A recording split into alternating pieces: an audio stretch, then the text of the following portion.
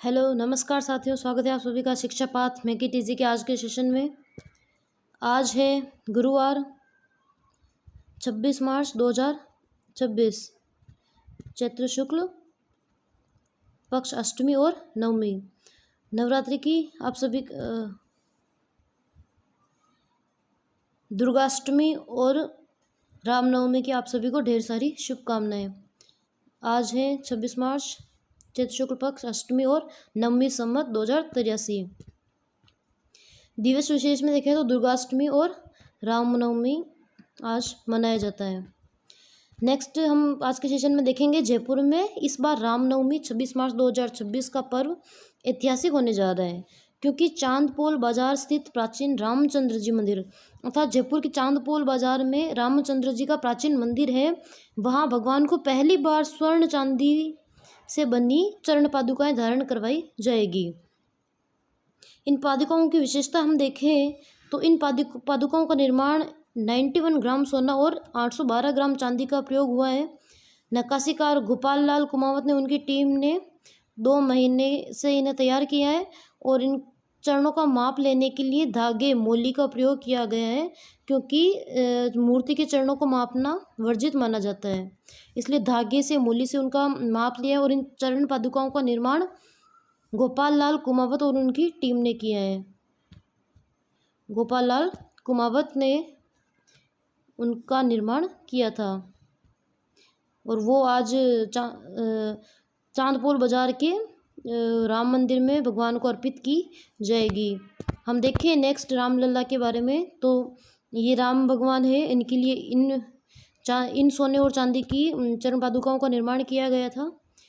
राम सीताराम चरण रति मोरे अनुदित बढ़ऊ अनुग्रह तोरे, अर्थात हे राम हे सीताराम, आपके चरणों में मेरी प्रेम भक्ति बनी रहे और आपकी कृपा वह प्रेम दिन प्रतिदिन बढ़ता जाए। तो हम ये जो चांदपोल बाजार स्थित राम मंदिर है, यहाँ पर गोपाल लाल द्वारा निर्मित स्वर्ण और चांदी की चरण पादुकाओं को भेंट किया जाएगा। जयपुर की डेयरी की बायोफ्लेक्सी प्लांट योजना। ईरान इजराइल युद्ध के कारण पैदा हुए एलपीजी संकट के बीच किसानों को एक ग्रीन सॉल्यूशन प्रदान करने के लिए जयपुर डेयरी की ये बायोफ्लेक्सी प्लांट योजना है।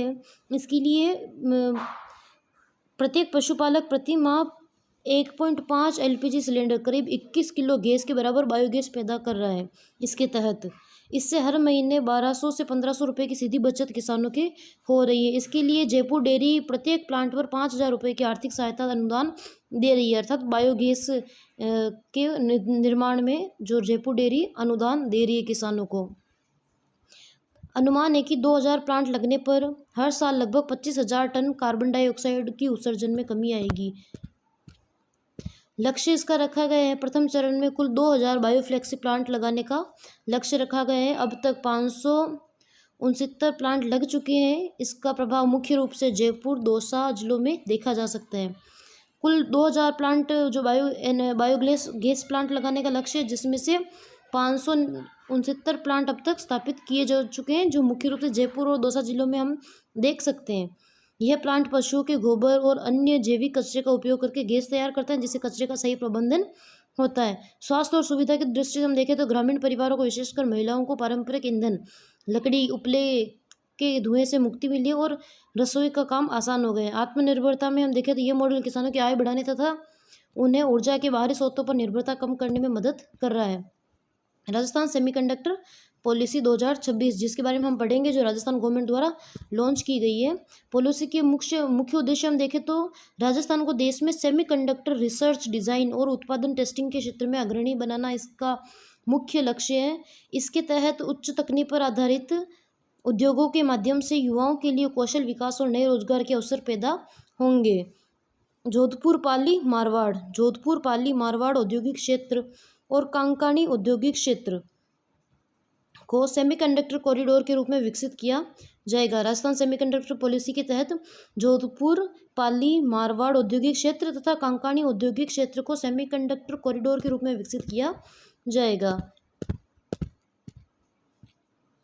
पॉलिसी में उद्योगों को आकर्षित करने के लिए कई बड़ी बड़ी रियायतें दी गई हैं, जिसके तहत हम देखें कि प्रोजेक्ट्स को 7 वर्षों तक 100% विद्युत शुल्क में छूट मिलेगी। 7 वर्षों तक सेमीकंडक्टर स्टाम्प और भू रूपांतरण शुल्क में स्टाम्प ड्यूटी में 100% और ज़मीन के रूपांतरण लैंड कन्वर्जन शुल्क में 75% की छूट मिलेगी।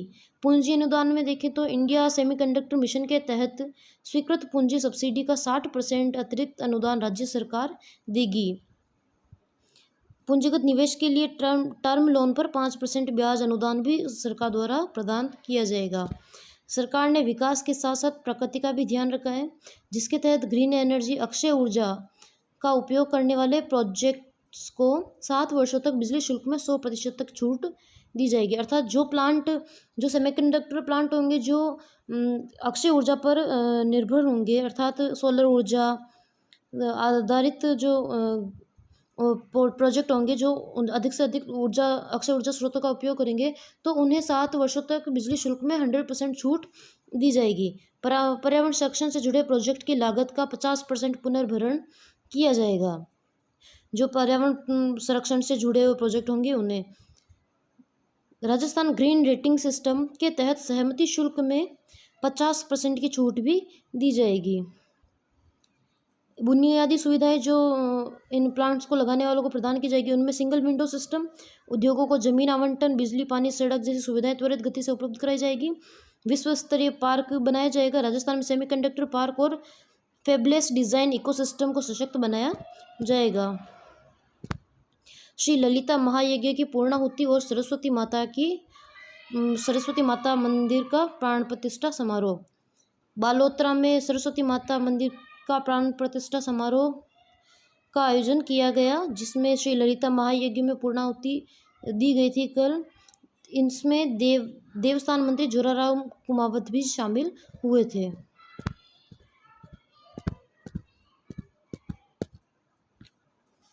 राजस्थान सरकार द्वारा पेट्रोल, डीजल, गैस और उर्वरकों की आपूर्ति सुनिश्चित करने और अफवाहों पर कालाबाजारी के खिलाफ सख्त कार्रवाई के निर्देश दिए गए, जिसके तहत गैस और एलपीजी संबंधी समस्याओं के त्वरित समाधान के लिए 181 तथा 112 हेल्पलाइन नंबर तथा 14435 हेल्पलाइन नंबर 24 घंटे चालू है। ये 3 हेल्पलाइन नंबर गवर्नमेंट द्वारा प्रोवाइड किए गए हैं, 181, 112 एंड 14435। ये 24 घंटे इसकी सुविधाएं चालू है। सिटी गैस वितरण पाइपलाइन के माध्यम से घरेलू पीएनजी कनेक्शन देने के काम में तेजी लाने को कहा गया है, ताकि एलपीजी पर निर्भरता कम हो सके। जो पाइपलाइन गैस के माध्यम से जुड़े होते हो उनको कनेक्शन देने के काम में तेजी लाने को मुख्यमंत्री जी द्वारा निर्देश दिए गए हैं।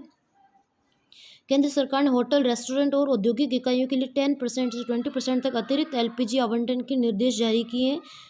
जो सेंट्रल गवर्नमेंट है उन्होंने पिछले 1 दशक में देश में 6 नए यूरिया प्लांट शुरू हुए हैं, जिससे सालाना 76 लाख मीट्रिक टन से भी अधिक उत्पादन क्षमता बढ़ी है।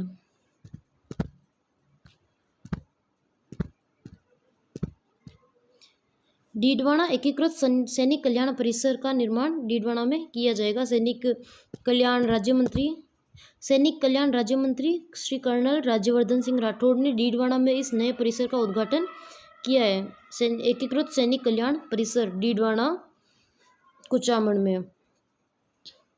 इसका उद्देश्य है पूर्व सैनिकों, वीरांगना और उनके आश्रितों की समस्याओं को एक ही छत के नीचे समाधान देना। यहाँ जिला सैनिक कल्याण कार्यालय और पेंशन सहायता केंद्र जैसी सुविधाएं भी मिलेगी। तो डीडवाना में एकीकृत सैनिक कल्याण परिसर का निर्माण किया गया है। सैनिक कल्याण मंत्री कर्नल राज्यवर्धन सिंह राठौड़ द्वारा इसका उद्घाटन किया गया है।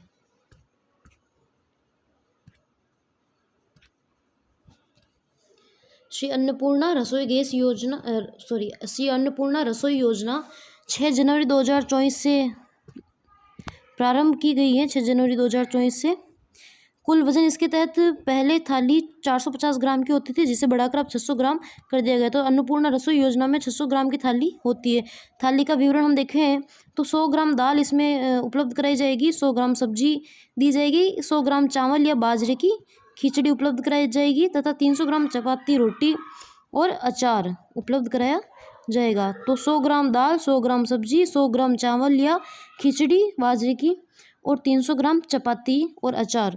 श्री अन्न मिलेट्स पोषण सुरक्षा के लिए थाली में बाजरा, ज्वार जैसे मोटे अनाजों को शामिल किया गया है, जिससे स्थानीय किसानों को भी बढ़ावा मिल रहा है। इसके तहत हम अनुदान देखें तो सरकार ने प्रति थाली मिलने वाली सहायता राशि को 70 रुपये से बढ़ाकर 22 रुपये कर दिया है।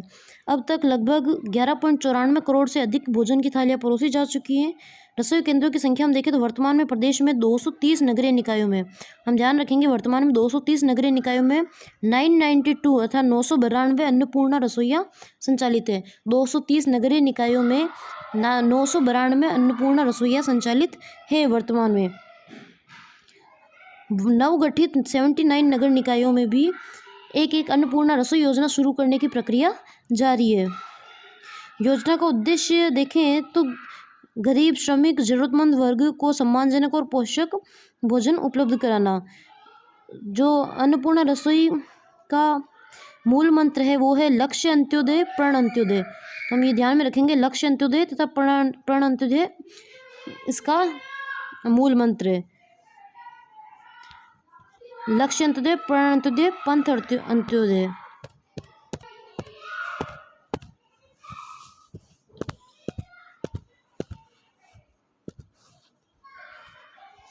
माही बांध क्षेत्र का विकास करने के लिए श्री भजनलाल शर्मा जी द्वारा एक उच्च स्तरीय समिति का गठन किया गया है, जो बांध क्षेत्र के पर्यटन विकास के लिए एक विस्तृत मास्टर प्लान तैयार करेगी। इसके लिए इको टूरिज्म पर फोकस किया जाएगा, जिसके तहत पर्यावरण अनुकूल पर्यटन गतिविधियों को बढ़ावा देना इसका उद्देश्य है। रोजगार के अवसर उपलब्ध कराए जाएंगे। इस पहल से न केवल जल संरक्षण में मदद मिलेगी, बल्कि स्थानीय स्तर पर रोजगार और अवसर भी उपलब्ध होंगे। 100 आइसलैंड का शहर भी हम इसे कहते हैं, माही बांध वाले क्षेत्र को, जिसमें माही बांध के बैक वाटर में फैले छोटे छोटे टापू इसे प्राकृतिक रूप से सुंदर बनाते हैं। इसे सिटी ऑफ 100 आइसलैंड के रूप में पहचाना जाता है। माही बांध वाले क्षेत्र को प्रस्तावित गतिविधियां हम देखें तो यहाँ water activities, nature based tourism और विशेष व्यू पॉइंट विकसित किए जाएंगे। इसे राजस्थान ही नहीं बल्कि देश के प्रमुख इकोसिस्टम डेस्टिनेशन के रूप में उभारना इसका लक्ष्य रखा गया है। माही बांध का विकास संतुलित, पर्यावरण अनुकूल और राजस्व संवर्धन से हो सकता है। यह प्रयास वागड़ अंचल के समग्र विकास में मील का पत्थर साबित होगा। सुरेश सिंह रावत जो राजस्थान जल संसाधन मंत्री हैं, उन्होंने ये कथन दिया है। तो हम ध्यान में रखेंगे जल संसाधन मंत्री राजस्थान में सुरेश सिंह रावत जी हैं। अंतर्राष्ट्रीय सम्मेलन कंप्यूटेशिया 2026 का आयोजन किया गया विवेकानंद ग्लोबल यूनिवर्सिटी, जिसमें संगणक प्रौद्योगिकी एवं कृत्रिम बुद्धिमत्ता में विषय पर 2 दिवसीय सम्मेलन आयोजित हुआ। कंप्यूटेशिया 2026। LMNIT जयपुर का 19वां दीक्षांत समारोह 28 मार्च 2026 को आयोजित किया गया। स्किल पासबुक पहल, दक्ष अग्रवाल जो 16 वर्षीय छात्र हैं, जयपुर के रहने वाले हैं, इन्होंने स्किल पासबुक पहल शुरू की है। यह पहल असंगठित क्षेत्र के श्रमिकों के लिए एक नई पहचान लेकर आई है। असंगठित क्षेत्र के मजदूरों के लिए मजदूरों के अनुभव, मशीन चलाने की क्षमता और तकनीकी कौशल को एक दस्तावेज पासबुक के रूप में प्रमाणित करना है।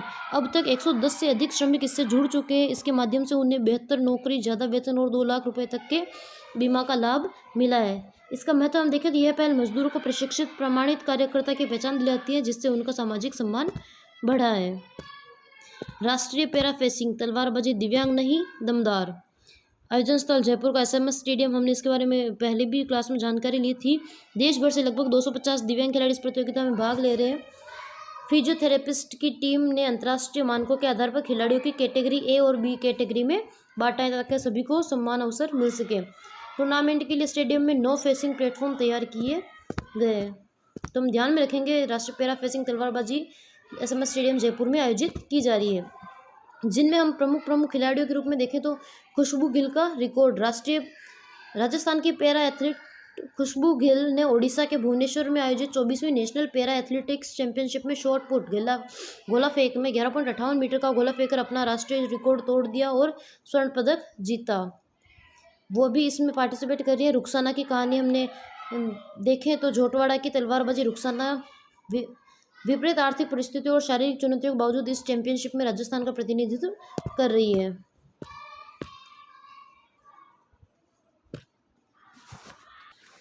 चेन्नई में आयोजित प्रथम बीच ताइचीवान राष्ट्रीय वुशु प्रतियोगिता में राजस्थान के खिलाड़ियों ने शानदार प्रदर्शन करते हुए 3 पदक जीते हैं, जिनमें 1 रजत और 2 कांस्य पदक उन्होंने जीते हैं। ताइचीवान राष्ट्रीय वुशु प्रतियोगिता वुशु प्रतियोगिता में राजस्थान ने 1 रजत और 2 कांस्य पदक जीते हैं। यह प्रतियोगिता 20 से 23 मार्च तक चेन्नई के ब्लू फ्लैग बीच पर आयोजित की गई थी, जिनमें विजेता खिलाड़ियों में हम देखें तो किशन कच्छावा ताइचीवान स्पर्धा में रजत पदक जीता है उन्होंने। रिद्धि पारिक उन्होंने ताइचीवान स्पर्धा में कांस्य पदक जीता है, तथा रिद्धि पारिक और अभिज्ञा शर्मा ने जोड़ी के रूप में पेयर ताइचीवान में कांस्य पदक हासिल किया है। इस टीम की सफलता का श्रेय राजेश कुमार टेलर को दिया जाता है, जो इस टीम के मुख्य कोच है। तो हम ध्यान में रखेंगे, बीच ताइचीवान राष्ट्रीय वुशु प्रतियोगिता में राजस्थान ने 3 पदक जीते, 1 रजत और 2 कांस्य, जिनमें किशन कच्छावा ने रजत पदक तथा रिद्धि पारिक और अभिज्ञा शर्मा के जोड़ी के रूप में कांस्य पदक जीता है। जयपुर में खेलो इंडिया अस्मिता जिला महिला वॉलीबॉल लीग का आयोजन होने जा रहा है। 27 और 28 मार्च को इसका आयोजन होगा SMS स्टेडियम जयपुर में। भारतीय वॉलीबॉल संघ खेलो इंडिया के संयुक्त तत्वाधान में इसका आयोजन किया जाएगा। खेलो इंडिया अस्मिता का जिला महिला वॉलीबॉल लीग का आयोजन। भाग लेने वाली सभी टीमों में स्कूल, कॉलेज, यूनिवर्सिटी को 26 मार्च सुबह 8 बजे SMS स्टेडियम में रिपोर्ट करना अनिवार्य होगा। प्रोजेक्ट एक्सपो 2026 का आयोजन जयपुर में किया गया। SKIT कॉलेज के department of basic science and humanities ने राजस्थान सरकार के सहयोग से इसका आयोजन किया है। राजस्थान सरकार तथा SKIT कॉलेज के department of basic science and humanities ने इस प्रोजेक्ट एक्सपो का आयोजन किया है। इसका मुख्य आकर्षण हम देखें तो विद्यार्थियों ने 52 नवाचार प्रदर्शित किए। आर्टिफिशियल इंटेलिजेंस के जरिए रोजगार की समस्याओं के समाधान दिखाए गए, जिनमें शामिल है किसानों के लिए smart soil moisture detection, automatic सिंचाई प्रणाली, ट्रैफिक जाम कम करने के लिए स्मार्ट ट्रैफिक मैनेजमेंट तथा विभिन्न स्किल आधारित इसमें कार्य किए गए।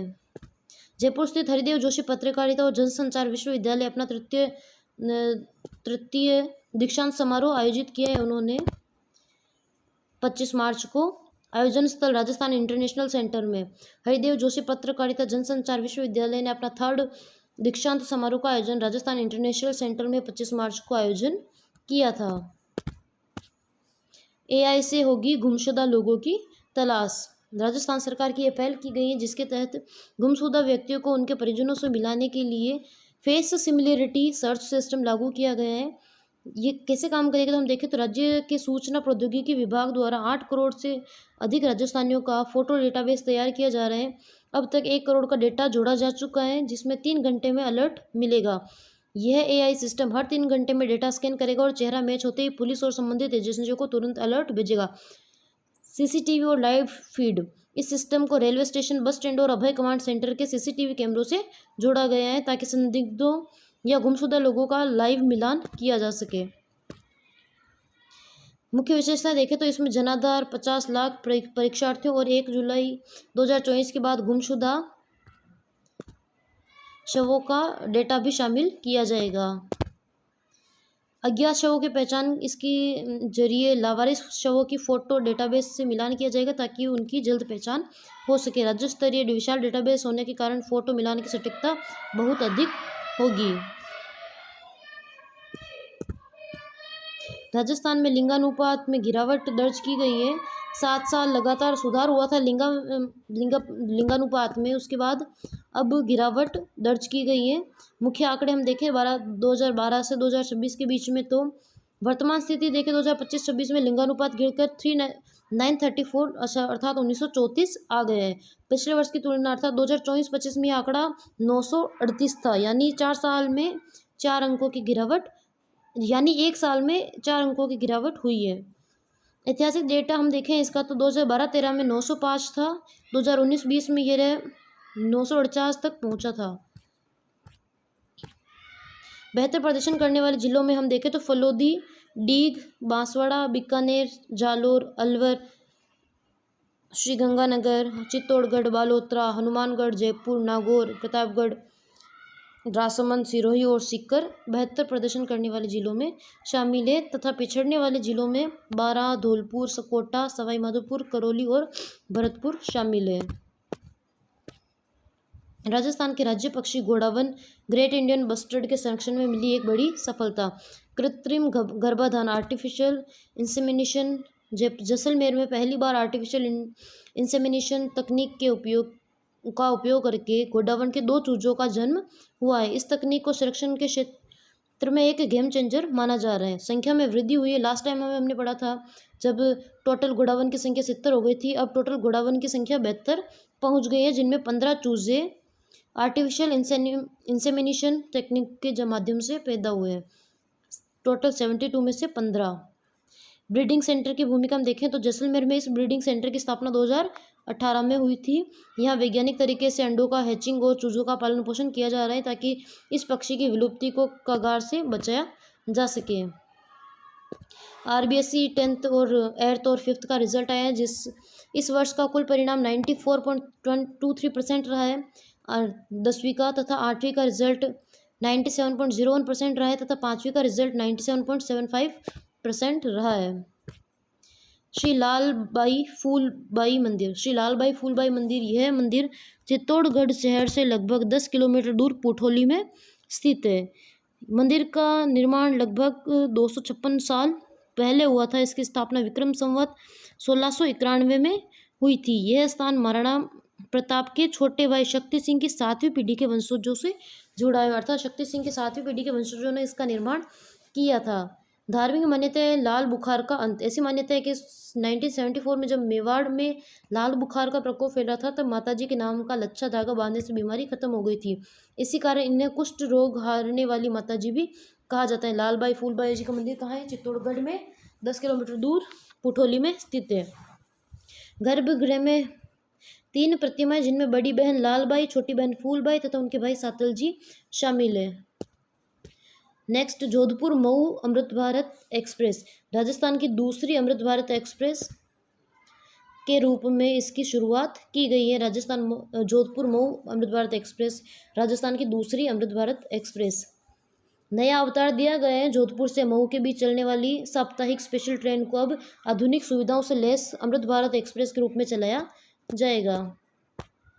राजस्थान औद्योगिक पार्क प्रोत्साहन नीति 2026। नीति का उद्देश्य हम देखें तो प्रदेश में औद्योगिक विकास को नई गति देना तथा निवेश बढ़ाना, रोजगार के अवसर पैदा करना, विश्व स्तरीय फ्यूचर रेडी इंडस्ट्रियल डेस्टिनेशन बनाना तथा प्रधानमंत्री के मेक इन इंडिया और आत्मनिर्भर भारत के लक्ष्य को पूरा करना, बुनियादी ढांचे का सुदृढ़ीकरण करना, औद्योगिक पार्कों तक सड़क, बिजली और पानी की उपलब्धता सुनिश्चित करना। खर्च का बंटवारा 60% राज्य सरकार और 40% विकासकर्ता डेवलपर द्वारा वहन किया जाएगा। राज्य सरकार का अधिकतम अंशदान 3 करोड़ रुपए तक का होगा। इसमें विकास के 4 मॉडल अपनाए जाएंगे, जिसमें फर्स्ट में रिको द्वारा आवंटित भूमि पर पूरी तरह निजी डेवलपर द्वारा विकास किया जाएगा। बी में 80% भूमि विकासकर्ता की तथा 20% भूमि रिको द्वारा निर्धारित दरों पर। मॉडल सी में संपूर्ण भूमि व्यवस्था तथा विकासकर्ता द्वारा की जाएगी। मॉडल डी में पीपीपी मॉडल पर आधारित किया जाएगा। न्यूनतम शर्त है कि कम से कम 50 एकड़ क्षेत्रफल और न्यूनतम 10 औद्योगिक इकाइयों की स्थापना करना अनिवार्य है। वित्तीय प्रोत्साहन और अनुदान इसके तहत प्रथम 10 औद्योगिक पार्क डेवलपर्स को सामान्य बुनियादी ढांचा विकास पर 20% पूंजीगत अनुदान दिया जाएगा। जो प्रथम 10 औद्योगिक पार्क डेवलपर्स होंगे उनको सामान्य बुनियादी ढांचा विकास के लिए, अर्थात जो नॉर्मल जो इंफ्रास्ट्रक्चर होता है उसके विकास के लिए 20% तक पूंजीगत अनुदान गवर्नमेंट द्वारा प्रदान किया जाएगा। अनुदान की सीमा हम देखें तो 100 एकड़ तक 20 करोड़ रुपए का अनुदान दिया जाएगा। 100 से 250 एकड़ तक 30 करोड़ रुपए तथा 250 से एकड़ से अधिक तक 40 करोड़ रुपए का अनुदान गवर्नमेंट द्वारा दिया जाएगा।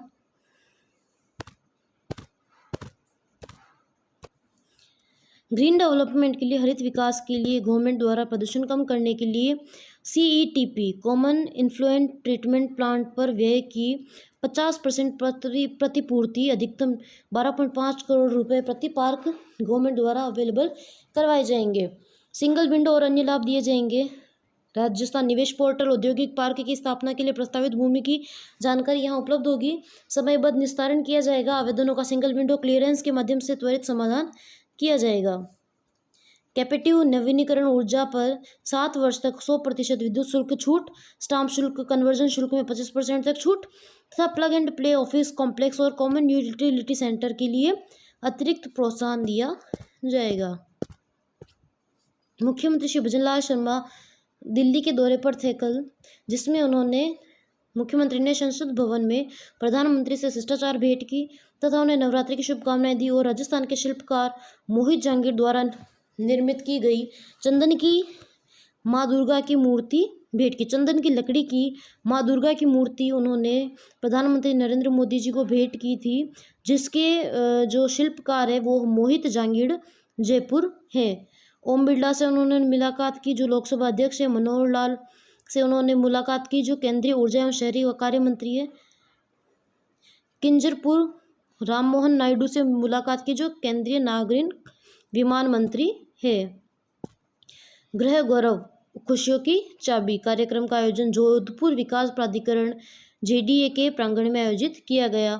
संसदीय कार्य मंत्री श्री जोगाराम पटेल ने 38 लाभार्थियों को उनके घरों की चाबियां सौंपी। इस कार्यक्रम में आवास का विवरण देखें तो ग्राम बडली में आर्थिक रूप से कमजोर वर्ग EWS के लिए 768 और अल्प आय वर्ग LIG के लिए 448 फ्लैटों का निर्माण कर 2018 में जो शुरू हुआ था, अब तक 1216 में से 320 आवासों का निर्माण पूरा हो चुका है। यह प्रोजेक्ट आधुनिक शहरी सुविधाओं से लैस है, जिसमें सड़क, बिजली, पानी और सार्वजनिक पार्क की व्यवस्था की गई है। प्रधानमंत्री आवास योजना 2.0 के तहत राजस्थान में 48,000 नए आवास स्वीकृत किए गए हैं। ग्रामीण योजना के तहत पिछले 2 वर्षों में 7.16 लाख आवास स्वीकृत हुए हैं। ग्रामीण योजना में राजीविका और सेंटर फॉर माइक्रो फाइनेंस के बीच समझौता किया गया है। तो हम ध्यान में रखेंगे राजीविका और सेंटर फॉर माइक्रो फाइनेंस के बीच समझौता किया गया है, जिसके हम मुख्य उद्देश्य और देखें तो जयपुर में राजस्थान ग्रामीण आजीविका विकास परिषद राजीविका और सेंटर फॉर माइक्रो फाइनेंस के बीच एक महत्वपूर्ण सहमति पत्र MOU हस्ताक्षर किए गए, जिसका उद्देश्य अगले 3 वर्षों में मॉडल क्लस्टर लेवल फेडरेशन को मजबूत करना है। इसका मुख्य बिंदु हम देखें तो इसका फोकस ग्रामीण समुदायों, विशेषकर महिलाओं के स्वास्थ्य और पोषण और आजीविका सशक्तिकरण पर है। स्वयं सहायता समूह को खाद्य, पोषण और स्वास्थ्य संबंधी गतिविधियों के कार्यान्वयन के लिए तकनीकी सहायता उपलब्ध कराना इसका उद्देश्य है। बास्केटबॉल अंडर 18 भारतीय टीम के लिए चयन हुआ है, जिसमें राजस्थान के कुछ खिलाड़ियों को शामिल किया है, जिनमें हम देखें तो फीबा अंडर 18 एशिया कप साबा क्वालिफायर के लिए भारतीय टीम का चयन ट्रायल 8 से 10 अप्रैल तक इंदौर में आयोजित किया जाएगा। इस ट्रायल के लिए राजस्थान के 6 खिलाड़ियों का चयन हुआ है, जिसमें पीयूष चौधरी सीकर, भूपेंद्र सिंह जैसलमेर अकादमी, मोहम्मद रजा जैसलमेर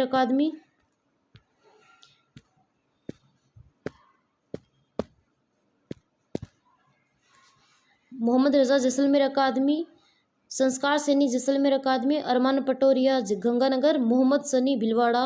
राजस्थान बास्केटबॉल संघ के सचिव गेमर सिंह सोडा हैं। राष्ट्रीय डेफ एथलेटिक्स चैंपियनशिप राजस्थान का प्रदर्शन हम देखें तो अहमदाबाद गुजरात में आयोजित 10वीं राष्ट्रीय डेफ सब जूनियर और जूनियर 27वीं राष्ट्रीय डेफ सीनियर एथलेटिक्स चैंपियनशिप में राजस्थान की टीम ने कुल 26 पदक जीतकर प्रदेश का नाम रोशन किया है। अर्थात 10वीं राष्ट्रीय डेफ सब जूनियर और जूनियर चैंपियनशिप तथा 27वीं राष्ट्रीय डेफ सीनियर एथलेटिक्स चैंपियनशिप का आयोजन हुआ, जिसमें टोटल राजस्थान ने 26 पदक जीते हैं, जिनमें 6 गोल्ड मेडल, 12 सिल्वर मेडल तथा 8 ब्रॉन्ज मेडल जीते हैं राजस्थान की टीम ने। जिनमें हम खिलाड़ियों का देखें तो गोल्ड मेडल में संदीप कुमार स्वामी हैमर थ्रो से, Devan Soni 1500 metre, Virendra Singh 20 kilometre walk, Anu Yadav shot put, Anish javelin throw, Vivek Kumar 10,000 metre में स्वर्ण पदक जीता है। रजत पदक में Jagdish Prasad 20 kilometre walk, Meena Kumari Gurjar 1500 metre walk, Deepika Kumawat 800 metre, Poonam Kumar ji Saini 1500 metre रजत पदक इन्होंने जीता है। तथा कांस्य पदक में रमेश कुमार, देवेन सोनी, विवेक कुमार, भूमिका चौधरी, नैन्सी शर्मा, इन्होंने ब्रॉन्ज मेडल जीता है। मुख्य कोच है प्रदीप सिंह पालावत, इसमें मुख्य कोच की भूमिका में है। नई दिल्ली के बीकानेर हाउस में 11 दिवसीय राजस्थान उत्सव का भव्य समापन समारोह आयोजित किया गया। दुर्लभ वन्यजीव केराकल का कुनबा मिला। जैसलमेर के घोटारू क्षेत्र में वन्यजीव प्रेमियों के लिए वन विभाग के लिए एक बड़ी खुशखबरी सामने आई है। घोटारू क्षेत्र में केराकल का कुनबा पूरा परिवार देखा गया है। माना जाता है कि पूरे भारत में अब तक 50 केराकल ही बचे हैं पूरे भारत में। जैसलमेर में आधिकारिक तौर पर 3 केराकल होने की पुष्टि हुई है। वैज्ञानिक अध्ययन देखें तो wild life institute of India की टीम ने इस दुर्लभ जीव के व्यवहार, शिकार पैटर्न और गतिविधियों का अध्ययन कर रही है। रेडियो कॉलर का उपयोग। एक मादा केराकल पर रेडियो कॉलर और मोशन सेंसर कैमरा लगाया गया है। इसके जरिए वन विभाग को उसके परिवार 2 अन्य साथियों का पता लगाने में सफलता मिली है। अर्थात राजस्थान के घोटारू क्षेत्र में कुल 3 केराकल बिल्ली है। संरक्षण और सुरक्षा के प्रयास देखें तो पिछली घटना हाल ही में 15 मार्च को एक केराकल का शव मिला था। इसके बाद वन विभाग और सुरक्षा एजेंसियों में इसकी सुरक्षा पर विशेष ध्यान देना शुरू किया है। केराकल के शिकार के आरोप में वन विभाग ने हाल ही 3 लोगों को गिरफ्तार भी किया है। वन विभाग स्थानीय ग्रामीणों को समझा रही है कि केराकल एक अत्यंत दुर्लभ प्रजाति है और इसको मारना एक गंभीर अपराध है। केराकल के बारे में कुछ खास बातें देखें तो यह बिल्ली की प्रजाति का जीव अपनी लंबी छलांग और कानों के ऊपर काले बालों के गुच्छों के लिए जाना जाता है। रेगिस्तानी इलाकों में इनका पाया जाना जैव विविधता के लिहाज से बहुत महत्वपूर्ण है। भारत सरकार द्वारा शिक्षा क्षेत्र में लाए जा रहे क्रांतिकारी बदलाव। ओपन एजुकेशन सेंटर अगले शिक्षा सत्र 2026-27 से केंद्र सरकार ने देश की सभी सरकारी हायर सेकेंडरी स्कूलों में ओपन एजुकेशन सेंटर शुरू करने के आदेश दिए। इसमें नया क्या है तो हम देखें, अब सामान्य रेगुलर और ओपन स्कूलिंग दोनों एक ही स्कूल में साथ साथ चलेंगे। पहले ओपन स्कूलिंग अलग स्कूल में तथा रेगुलर स्कूलिंग अलग स्कूल में चलती थी और विभाग भी इनका अलग होता था। उद्देश्य ये है कि यदि बच्चा कोई सामान्य शिक्षा में फेल हो जाता है तो उसे स्कूल छोड़ने के बजाय उसी स्कूल में ओपन एजुकेशन के तहत प्रवेश दिलाकर पास कराया जाएगा। और ओपन एजुकेशन के बड़े फायदे हम देखें तो लचीली शिक्षा पद्धति है। यदि छात्र 6 में से केवल 3 पेपर पास करता है और 3 में फेल हो जाता है तो उसे अगली बार केवल 3 पेपर का ही परीक्षा देनी होगी और वह धीरे धीरे अपने पेपर क्लियर कर सकते हैं। इसके तहत नियमित उपस्थिति अनिवार्य नहीं है। यहाँ छात्रों को रोज स्कूल आने की जरूरत नहीं है, जिससे कामकाजी छात्र भी अपनी पढ़ाई पूरी कर सकते हैं। ड्रॉप आउट में कमी। वर्तमान में देश में लगभग 2 करोड़ बच्चे 14 से 18 वर्ष के शिक्षा से बाहर हैं। उन्हें वापस शिक्षा की मुख्य धारा में जोड़ना इसका मुख्य लक्ष्य है। 3 चरणों में इसका कार्यान्वयन किया जाएगा, जिसके तहत सबसे प्रथम चरण में सबसे पहले उन बच्चों पर ध्यान दिया जाएगा जो पहले ही पढ़ाई छोड़ चुके हैं। फिर उन पर जो फेल होने वाले हैं उन्हें इसमें जोड़ा जाएगा। सेकंड चरण में सरकारी हायर सेकेंडरी स्कूलों में प्रवेश और परीक्षा केंद्र शुरू किए जाएंगे। थर्ड में सभी पीएमसी स्कूलों में तथा नवोदय विद्यालयों में इसे लागू किया जाएगा।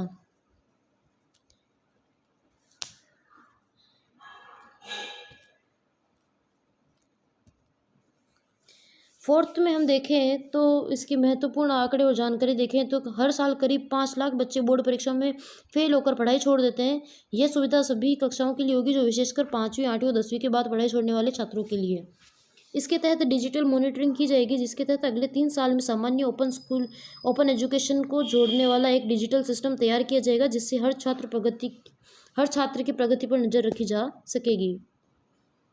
नेक्स्ट हम सुजसी बुलेटिन के क्वेश्चंस करेंगे। हाल ही में मुख्यमंत्री श्री भजनलाल शर्मा ने नवरात्रि के अवसर पर ज्वाला माता के दर्शन किए।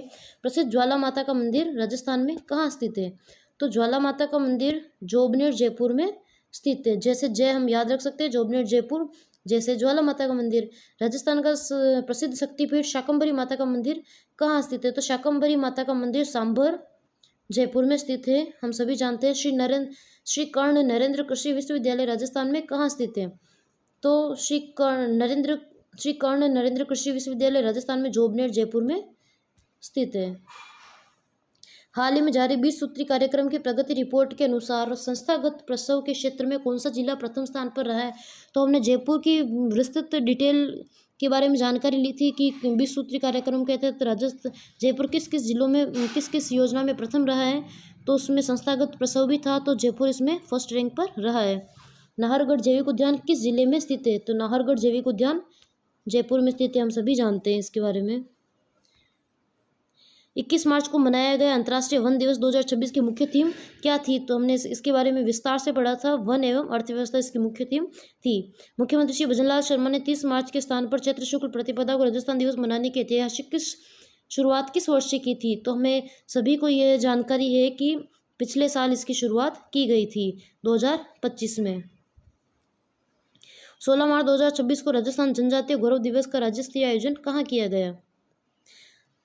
तो हम सभी जानते हैं राजस्थान जनजातीय गौरव दिवस का आयोजन बेणेश्वर धाम में किया गया था 16 मार्च को। राजस्थान युवा शक्ति दिवस 17 मार्च 2026 के अवसर पर राज्य सरकार ने कितने स्टार्टअप्स को वायबिलिटी गैप फंड का वितरण किया है? राजस्थान युवा शक्ति दिवस 17 मार्च 2026 के अवसर पर राज्य सरकार ने कितने स्टार्टअप्स को वायबिलिटी गैप फंड का वितरण किया है? तो हमने इसके बारे में जानकारी ली थी 403 फंड्स को। 18 मार्च 2026 को आयोजित उद्यमी संवाद समारोह में मुख्यमंत्री जी द्वारा निम्नलिखित में से कौन सी नीति का अनावरण नहीं किया गया है? तो इंडस्ट्रियल पार्क प्रमोशन पॉलिसी का किया था, राजस्थान एरोस्पेस डिफेंस पॉलिसी का किया था, सेमीकंडक्टर पॉलिसी का किया था, राजस्थान इको टूरिज्म पॉलिसी का नहीं किया था। आज के हमारा सेशन यही समाप्त होता है। अब हम लास्ट सेशन का रिवीजन करते हैं।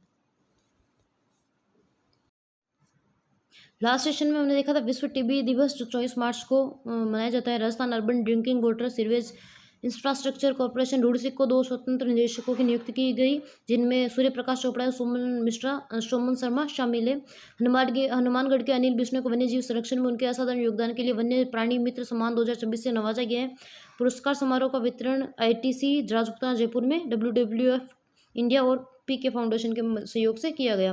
वन्यजीव संरक्षण सम्मान समारोह का आयोजन प्रभा खेतान फाउंडेशन और WWF इंडिया द्वारा जयपुर के ITC राजपुताना में मछली एवं वन्य प्राणी मित्र पुरस्कार का आयोजन किया गया। मछली पुरस्कार श्रेणी में इस श्रेणी में कुल 2.5 लाख रुपए का पुरस्कार राशि दी गई है।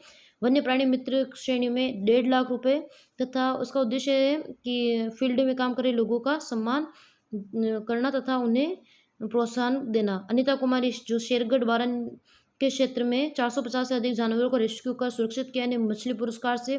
अनिल बिश्नोई को वन्य प्राणी मित्र, उदयपुर रेस्क्यू टीम को मछली पुरस्कार, सरोज कंवर को विशेष योगदान पुरस्कार, रामलाल गुर्जर को विशेष योगदान पुरस्कार, दर्शन मेनारिया को वन्य प्राणी मित्र से सम्मानित किया गया। इसके बारे में हमने विस्तार से जानकारी ली थी। अनिल कुमार बिश्नोई के बारे में हमने विस्तार से जानकारी ली थी।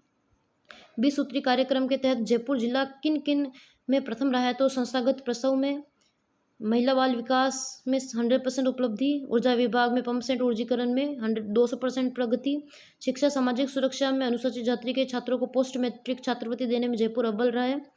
वन्य विभाग द्वारा वृक्षारोपण अभियान में जिले को A ग्रेड मिला है तथा प्रधानमंत्री आवास योजना ग्रामीण व शहरी में राज्य की औसत से अधिक प्रदर्शन किया है। जर्जर विद्यालय भवनों के पुनर्निर्माण के लिए केंद्र सरकार ने 300 करोड़ रुपए की स्वीकृति दी है। शहीदी दिवस पर माय भारत अलवर द्वारा पद यात्रा का आयोजन किया गया। यह कार्यक्रम शहीदी दिवस 23 मार्च को आयोजन करता माय भारत केंद्र अलवर। माय भारत रिस्पॉन्सिबिलिटी पद यात्रा इसका नाम रखा गया है। 10 क्विज के विजेताओं को सम्मान भी किया गया माय भारत टी-शर्ट देकर। नाहरगढ़ जैविक उद्यान में पर्यटकों का रिकॉर्ड एक दिन में आने वाले 6029 पर्यटक उन्होंने अब तक की सबसे बड़ी संख्या है। राजस्थान के किसानों पर कुल 1.92 लाख करोड़ रुपए का कर्ज बकाया, जिनमें हम देखें तो हर साल 15% की बढ़ोतरी कर्ज बांटने में की जा रही है, जिसमें 22-23 में 1,41,612 करोड़, 2023-24 में 1,53,593 करोड़, 24-25 में 1,68,545 करोड़ रुपए बांटे गए कर्ज के माध्यम से। हुनर से रोजगार पहल, यह राजस्थान पर्यटन विभाग और रानी रत्न फाउंडेशन के संयुक्त तत्वाधान में रावल मोती महल परिसर में एक विशेष पारंपरिक कार्यक्रम का आयोजन किया गया। अंतर्राष्ट्रीय उपस्थिति हम देखें तो स्पेन, UK, फ्रांस सहित अन्य देशों के विदेशी पर्यटकों ने भाग लिया, राजस्थानी संस्कृति का अनुभव किया। इसके तहत RRKF Daikin AC India private limited के बीच MOU का हुआ था। श्री लक्ष्मी पंचमी के अवसर पर जयपुर में विभिन्न आयोजन हुए, जिनमें गीता गायत्री मंदिर लक्ष्मणपुरी, मां अंबालिका मंदिर टोंक रोड, चांदी की टकसाल स्थित प्राचीन लक्ष्मी मंदिर, सांगानेरी गेट स्थित लक्ष्मी माता मंदिर में विशेष पूजा अर्चना श्री यंत्र का पूजन किया गया। राजस्थान मास्टर्स नेटबॉल टीम में चंडीगढ़ में आयोजित 5वें खेलो मास्टर्स नेशनल गेम्स 2026 में राजस्थान की टीम ने रजत पदक जीता है। फाइनल में राजस्थान को पंजाब से हार का सामना करना पड़ा था। पैरा नेशनल फेसिंग तलवारबाजी चैंपियनशिप, इसके बारे में हमने आज भी जानकारी ली थी। जयपुर के Swami Keshavanand institute of technology में geographical indication application filing and awareness programme पर 2 दिवसीय वर्कशॉप का आयोजन किया गया, जिसका यह कार्यक्रम संस्थान के IPR सेल द्वारा DST राजस्थान के सहयोग से JC बोस ऑडिटोरियम में आयोजित किया गया। इसके बारे में हमने विस्तार से जानकारी ली थी।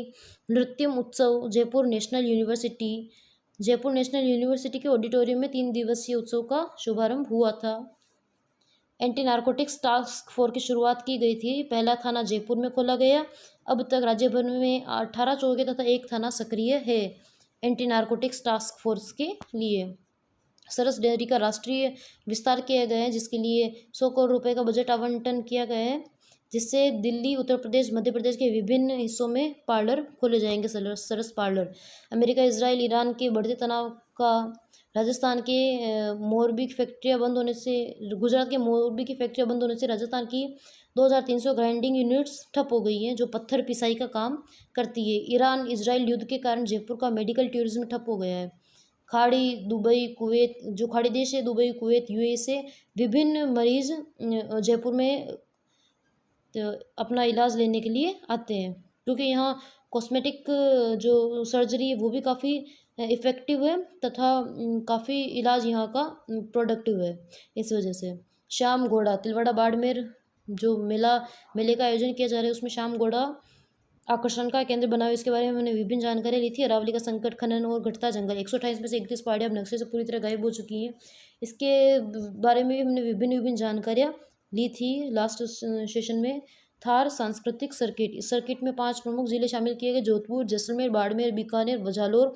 इनके विभिन्न जो पर्यटन स्थल है उनके बारे में हमने जानकारी ली थी। उच्च शिक्षा में बेटियों का दबदबा, नामांकन में वृद्धि हुई है। पिछले 10 साल में छात्रों की संख्या दोगुनी हो गई है। 2015-16 में 3.70 लाख थी, 2025-26 में 7.2 लाख पहुंच गई है। वर्तमान में प्रति 100 छात्रों पर 127 छात्राएं उच्च शिक्षा में शामिल है। मुख्य सचिव श्री श्रीनिवास ने कोटा के एक बड़े टूरिज्म हब के रूप में विकसित करने के लिए, कोटा को एक बड़े टूरिज्म हब के रूप में विकसित करने के लिए कोटा को भरतपुर, सवाई माधोपुर और उदयपुर से जोड़ने के लिए कनेक्टिविटी कॉरिडोर बनाने के लिए कहा है, जिनमें हाड़ौती अंचल के पर्यटन क्षेत्रों को पर्यटकों की पहुंच तक आसान बनाना है। मेगा PTM का आयोजन 25 मार्च को किया गया। अभिभावकों को बच्चों की AI आधारित दक्षता आंकलन रिपोर्ट भी प्रस्तुत की गई। सुगंधा गर्गी की लिटिल नेस, जयपुर के आर्टिस्ट सुगंधा गर्ग की photo series Chennai photo Biennale के इंटरनेशनल ओपन कॉल में चुनी गई है। यह तस्वीर हैंडमेड बॉक्स पिन होल कैमरे से ली गई है। इस पे छोटे इंसानी फिगर्स को शहर की बड़ी इमारतों के बीच जीते रुकते और सपने देखते हुए दिखाया गया है। जो Sugandha BBC, national geographic, Aamir Khan और धर्मा प्रोडक्शन के साथ भी कार्य कर चुकी हैं और उन्हें फिल्म कश्मीर के लिए स्मिता पाटिल अवार्ड्स भी मिल चुका है। Marathon run for martyrs, JECRC में शहीद भगत सिंह, सुखदेव और राजगुरु की याद में मैराथन का आयोजन किया गया था। राजस्थान बास्केटबॉल संघ के नए चुनाव हुए, जिनमें उदयपुर में एक चुनाव आयोजित किए गए, जिसमें राजस्थान बास्केटबॉल संघ के अध्यक्ष अजीत सिंह राठौड़, सचिव घेमर सिंह सोढा, वरिष्ठ उपाध्याय विजेंद्र सिंह चुंडावर तथा कोषाध्यक्ष शैतान सिंह शेखावत को बनाया गया है। राजस्थान आवासन मंडल RHB की खेलकूद प्रतियोगिता का आयोजन जयपुर में किया गया। 30वीं कर्मचारी खेलकूद प्रतियोगिता संपन्न हुई। लंबी कूद, ऊंची कूद एथलेटिक्स में मुख्यालय टीम ओवरऑल चैंपियन रहा था। जयपुर चैंपियन रही थी लंबी कूद और ऊंची कूद में। महिला कर्मियों के लिए तेज चाल, म्यूजिकल चेयर, 55 वर्ष से अधिक आयु वर्ग के लिए अलग अलग मुकाबले आयोजित किए गए। राजस्थान उत्सव 2026, मुख्यमंत्री श्री भजनलाल शर्मा ने 15 मार्च को नई दिल्ली बीकानेर हाउस में इसका शुभारंभ किया था। राजस्थान उत्सव बीकानेर हाउस में, जिसका आज अर्थात कल विधिवत उनका भव्य समापन भी हो गया था। 15 मार्च को उसका उद्घाटन हुआ था। 11 दिवसीय ये कार्यक्रम था।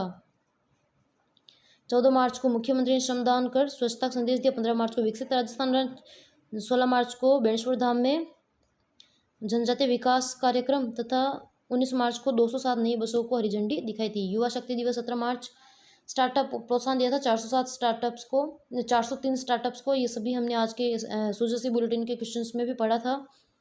Industrial park promotion policy, Rajasthan aerospace defence policy, Rajasthan semiconductor policy, इनकी भी हमने जानकारी ली थी आज के सुजसी बुलेटिन के क्वेश्चंस में। 19 मार्च को विकसित ग्राम वार्ड अभियान की भी शुरुआत की गई थी तथा हमने सुजसी बुलेटिन के क्वेश्चन देखे थे। प्रधानमंत्री फसल बीमा योजना के तहत कटाई के बाद खेत में सुखाने के लिए रखी गई फसल अधिकतम कितने दिनों तक प्राकृतिक आपदाओं से खराब होने पर बीमा कवरेज में शामिल होती है? 14 दिन तक। बेमौसम बारिश, ओलावृष्टि, चक्रवात से फसल खराब होने पर बीमित किसानों को 72 घंटे के अंदर नुकसान की सूचना देना अनिवार्य। फसल खराबी की त्वरित सूचना दर्ज करवाने के लिए एक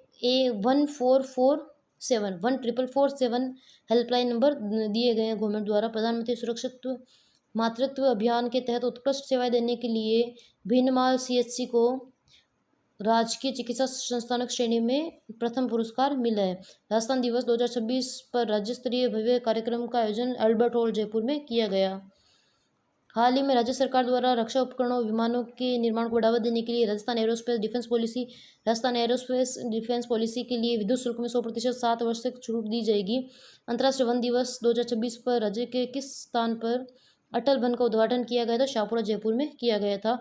वन प्रबंधन में तकनीकी नवाचार के लिए राजस्थान वन विभाग द्वारा कौन सा डिजिटल प्लेटफॉर्म लॉन्च किया जा रहा है? तो डिजिवेन किया गया। जलवायु परिवर्तन के प्रभाव से निपटने के लिए राज्य वन विभाग ने राजीविका के साथ समझौता किया है। Thank you so much. अगर आपको सेशन पसंद है तो लाइक, शेयर एंड सब्सक्राइब कीजिए।